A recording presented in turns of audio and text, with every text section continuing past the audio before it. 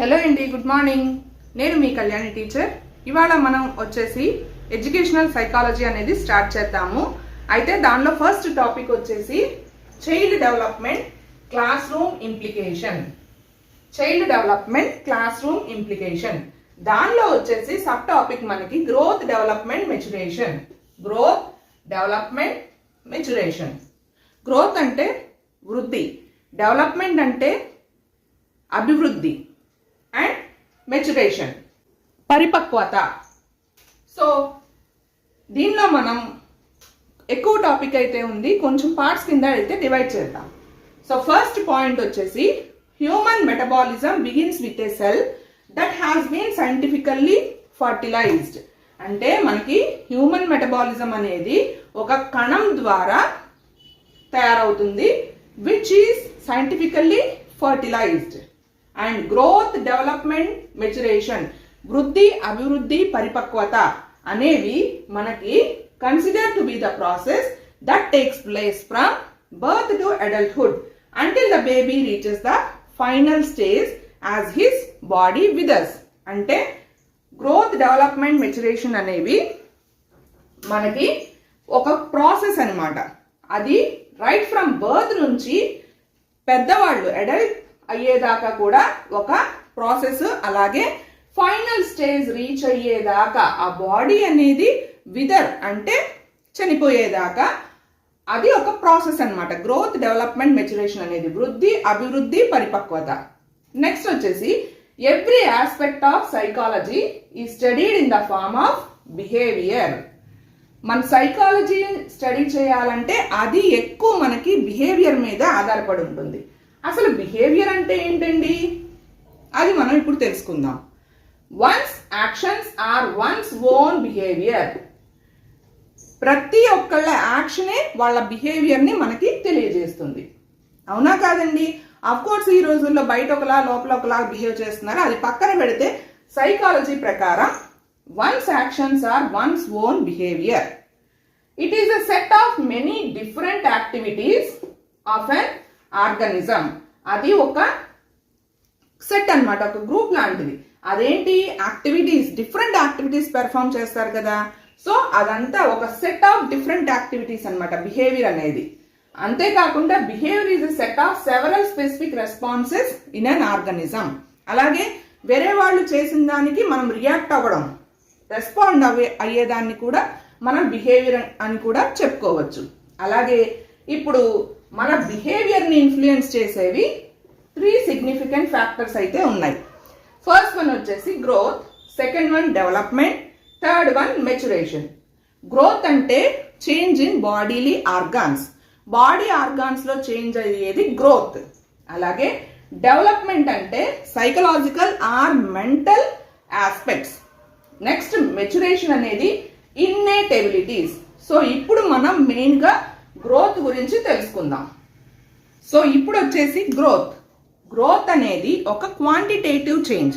Quantitative అంటే ఏంటండి, పరిమాణాత్మకమైన మార్పు. అది ఎక్కడ జరుగుతుంది? In the structure of the shape of the organism or with respect to bodily organs. అంటే బాడీ యొక్క ఆర్గాన్స్ డెవలప్ అవ్వడం కానీ, స్ట్రక్చర్ షేప్ అనేది డెవలప్ అవ్వడం కానీ పరిమాణాత్మక మార్పుగా చెందేదాన్ని మనం గ్రోత్ అంటాం. అలాగే గ్రోత్ ఏంటండి, క్వాంటిటేటివ్. ఇది బాగా గుర్తుపెట్టుకోవాలండి. మనకి ఎగ్జామ్ పాయింట్ ఆఫ్ వ్యూలో గ్రోత్ అనేది ఓన్లీ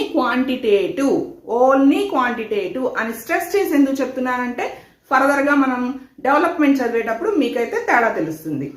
నెక్స్ట్ గ్రోత్ అనేది 2 kinds ఉంటుందండి. ఫస్ట్ వన్ వచ్చేసి external growth, second one internal growth. Growth అనేది 2 kinds, external and internal growth. First వచ్చేసి మనం ఇప్పుడు ఎక్స్టర్నల్ గ్రోత్ గురించి తెలుసుకుందాం. Changes that take place in a person's height, weight and his facial expressions is called external growth. అంటే ఏంటండి, మనకి ఒక పర్సన్ యొక్క హైట్, వెయిట్, ఫేషియల్ ఎక్స్ప్రెషన్స్ గురించి తెలియజేసేదాన్ని ఎక్స్టర్నల్ గ్రోత్ అంటారు. Height, weight, facial expressions. Now coming to internal growth, changes that takes place in a person's nervous system or his glands. మన body parts, body organ సిస్టంలో develop అయ్యేదాన్ని internal అంటారు. Organs development, అది internal growth. Growth determines the development of an individual and Lay's the foundation. ఈ growth అనేది మనకి main అన్నమాట. దేనికి? ఒక ఇండివిజువల్ యొక్క డెవలప్మెంట్ తెలుసుకోవడానికి. Growth can be measured accurately. దీన్ని మనం ఖచ్చితంగా మెజర్ చేయగలం. ఎందుకంటే ఎంత హైట్ అనేది ఖచ్చితంగా ఉంటుంది, యాక్యురేట్ గా. వెయిట్ తెలిసిపోతుంది. అలాగే ఫేషియల్ ఎక్స్ప్రెషన్స్, వాడు కోపంగా ఉన్నాడా, బాధగా ఉన్నాడా, ఏడుస్తున్నాడా, నవ్వుతున్నాడా, ఆనందంగా ఉన్నాడా, విచారంగా ఉన్నాడు, ఇవన్నీ మనకి ఫేషియల్ ఎక్స్ప్రెషన్స్ ద్వారా తెలిసిపోతాయి. So we can measure growth accurately. And next one వచ్చేసి the term growth is used to denote only the physical change of an individual. ఈ గ్రోత్ అనేది ఓన్లీ మనకి ఫిజికల్ చేంజ్ మాత్రమే తెలుస్తుంది. వాడు మెంటల్ గా ఎంత డెవలప్ అయ్యాడు అనేది మనకి గ్రోత్ ద్వారా తెలియదు.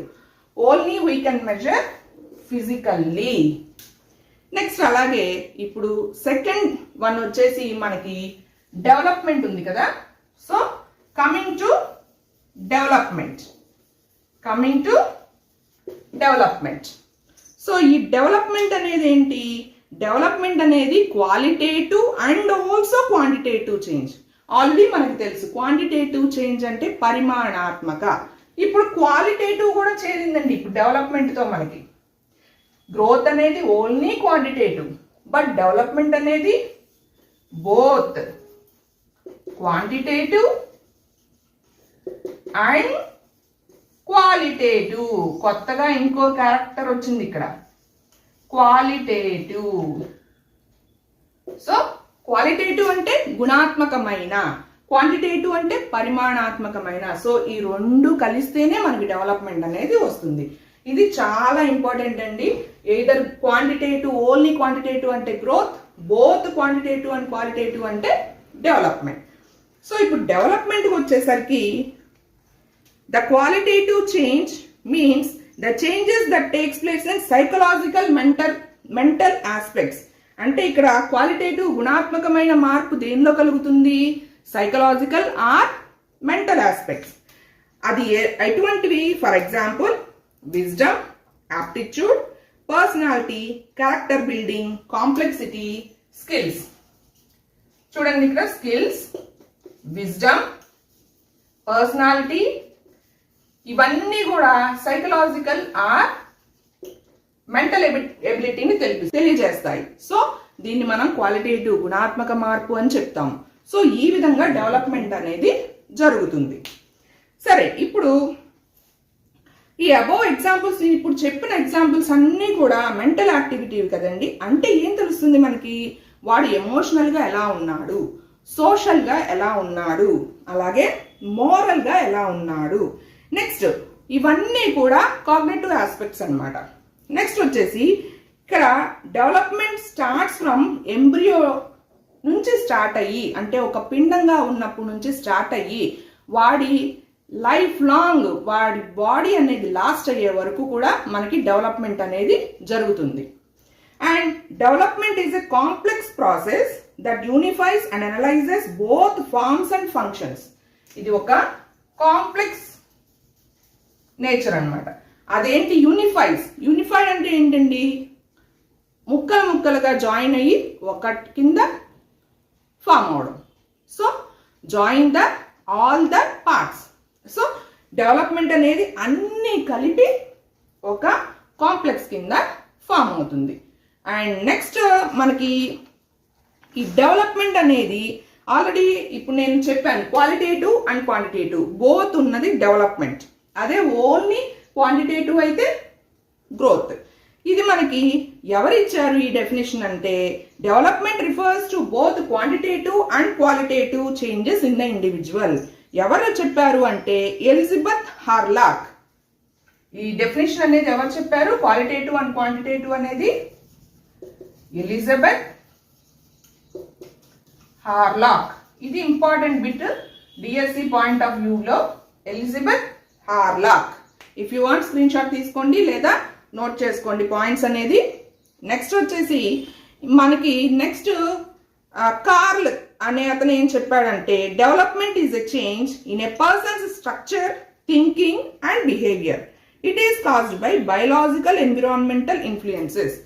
ఈ డెవలప్మెంట్ అనేది ఒక బయోలాజికల్ ఎన్విరాన్మెంటల్ ఇన్ఫ్లుయెన్సెస్ అనేది ఎవరు చెప్పారు మనకి? Carl G silent. So and also development is defined as systematic, coherent, progressive change. Development is defined as systematic, coherent and also మనకి progressive. Systematic, coherent, progressive. Systematic అంటే ఏంటండి? క్రమబద్ధమైన, ఒక క్రమబద్ధమైన. అలాగే కోహరెంట్ అంటే ఒక పొందికైన, ప్రగతిపదమైన, ప్రగతిశీల. సిస్టమాటిక్ అంటే క్రమబద్ధమైన, పొందికైన, అలాగే ప్రగతిశీల. ఈ మూడు డెవలప్మెంట్ యొక్క క్యారెక్టరిస్టిక్స్ అన్నమాట. డెవలప్మెంట్ ని మనం ఈ విధంగా డిఫైన్ చేయొచ్చు. Development is defined by systematic, coherent, progressive. And next the words systematic and coherent changes indicate that there is a definite relationship and also changes that happens and that will happens. Already జరిగిపోయినవి చెప్తుంది, జరగాల్సినవి కూడా చెప్తుంది మనకి development అనేది. ఎందుకంటే development is a continuous process. నిరంతరం వాడు పుట్టినప్పటి నుంచి చచ్చే వరకు జరిగే ప్రాసెస్నే మనం డెవలప్మెంట్ అంటాం.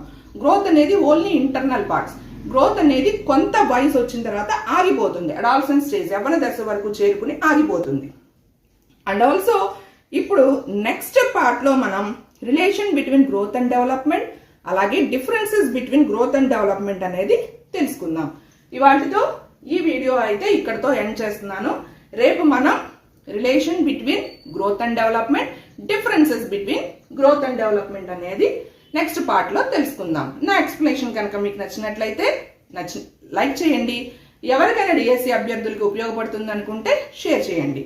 అలాగే కొత్త వాళ్ళు అయితే సబ్స్క్రైబ్ చేసుకుని నన్ను ఎంకరేజ్ చేయండి. మీరు కూడా లాభం పొందండి. And thanks for watching. Bye bye. See you in the next video.